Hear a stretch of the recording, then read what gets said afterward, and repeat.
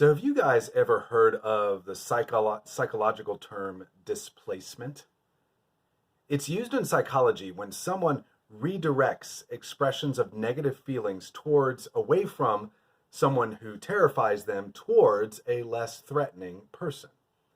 For example, if I've had a really bad day and feel like a failure and I'm angry at myself, I don't often want to face those feelings myself and bring them to God in prayer because that seems like too much work.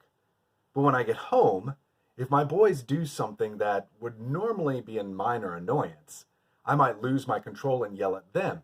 What I'm doing is taking my anger out on them because they're not as scary as facing the sin of my heart or taking it to God and looking at my own sins with him. Or you've heard about people these days who yell at store clerks who ask them to put on a mask. Now, no matter what you think about mask wearing laws, there's no reason for a person to yell at an employee who is just doing what their corporate rules are telling them to do or what a local executive order is requiring. But people still yell at them anyway, at the store employee anyway. Why? Well, because they can't or won't take out their anger on government officials or corporate management, so they displace their anger onto an employee who can't really do anything to them and can't really harm them. It's displaced negative feelings, displacement. Well, we have a case of displacement here in chapter 16 of Exodus. Now, I'm only going to read the first few verses again today, but like usual, go read the whole chapter after this is done. And in fact, this story of displacement helps us to see displacement in our own hearts and lives. We're just going to look at verses 1 to 3 of chapter 16. They set out from Elim, and all the congregation of the people came to the wilderness of Sin, which is between Elim and Sinai, on the 15th day of the second month after they had departed from the land of Egypt. And the whole congregation of people of Israel grumbled against Moses and Aaron and said in the wilderness, and the people of Israel said to them, "Would that we had died by the hand of the Lord in the land of Egypt, when we sat by the meat pots and ate bread to the full. For you have brought us out into the wilderness to kill this whole assembly with hunger." So, remember, they've just come out of an oasis of abundance and seen God provide plenty of water for them and their herds. And yet, almost immediately, when they head back away from that oasis towards the promised land again, they complain. They start complaining again. They complain about starving as if they had nothing to eat or to drink, which, by the way, cannot be true. They have all their herds and flocks, so they probably have brought an abundance of water with them, and they could eat meat or they could drink milk if they needed to. They're complaining because they're not actually getting what they want, particularly bread. In fact, Psalm 78 confirms this because in Psalm 78, which talks about the Exodus, it says that they tested God in their heart by demanding the food they craved. It's not that they needed food. It's just they weren't getting the food they craved, so they were complaining about it. And they also started thinking that Egypt was better, that they were better off in slavery in Egypt.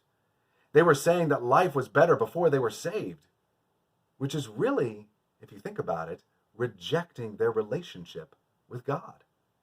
In effect, they were saying they wished they had never been saved.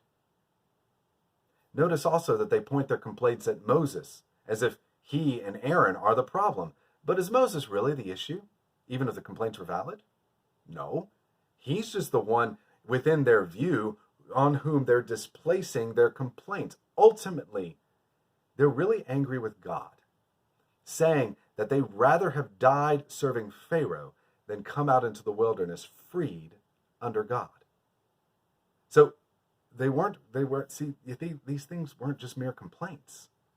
This is actually an act of rebellion against God and his plan of salvation for them. This shows us, I think, some good insight into our sin and our complaining. No matter who we're complaining to or what we're complaining about, it's all displacement from God onto somebody else. Usually we take our frustrations out on somebody else, especially those people who are close to us.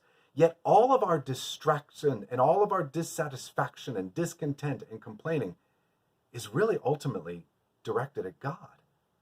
I mean, when you complain about your parents or to your parents about the rules that they have for you, which I'm sure none of you actually ever do, but just in theory, if you were to do that, you will really be complaining against God and his plan for you with the parents that he has given you. You're not really thinking, you're not really just thinking your parents don't know anything. You're actually accusing God of not knowing what he's doing. Or remember what I said last Thursday about circumstances and bitterness? That no complaint is really caused by our circumstances. Though our circumstances are just the occasion for us to complain out of the bitterness that's in our heart. Our complaints are caused by our hearts that do not trust God. So when we complain about tough times, like sometimes we're tempted to do now, what we're doing is complaining to God and saying that he's not trustworthy or not wise, and that if we'd been in his position, we'd be running things a lot better than he is right now. We may take our complaints out on others, but in the end, it's all what psychologists call displacement. We're saying to God that he is not being good because we don't have what we think we need. Complaining always indicates a problem with our relationship with God, ultimately. It's not really about our circumstances. It's about our hearts and our relationship with God and not trusting him. That makes it a lot more serious, doesn't it?